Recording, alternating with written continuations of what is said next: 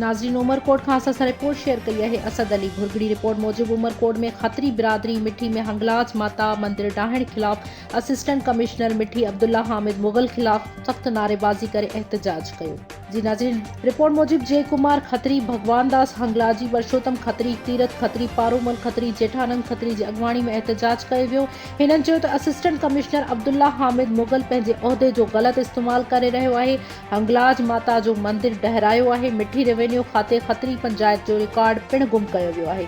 हिननि वधीक ॻाल्हाईंदे चयो त असीं वज़ीर आला सिंध सां अपील करियूं था त असिस्टेंट कमिश्नर मिठी अब्दुल्ला हामिद मुगल खे हटायो वञे ऐं हिंदू बिरादरी मां बेचैनी ख़त्म कई वञे। बंद करो गुंडागर्दी बंद करो दहशतगर्दी बंद करो